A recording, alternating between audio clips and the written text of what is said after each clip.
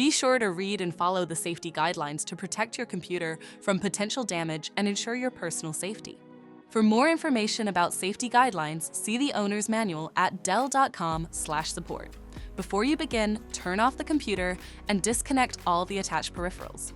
Before proceeding, ensure your computer is in service mode. To enter service mode, press and hold the B key on the keyboard and then press the power button. Now, the computer will boot up and the owner tag information is displayed on the screen. Press any key to proceed.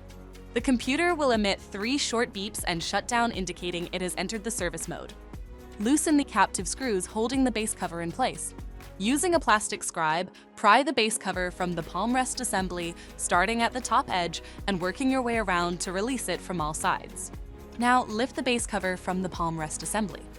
If your computer is unable to enter service mode, disconnect the battery cable from the system board.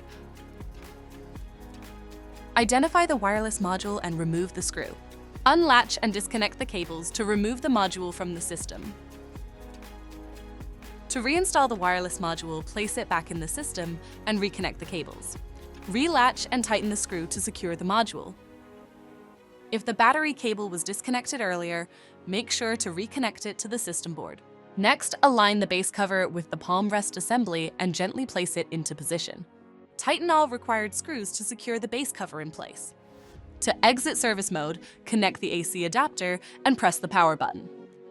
Please note, the system will only power on and exit service mode if the adapter is connected.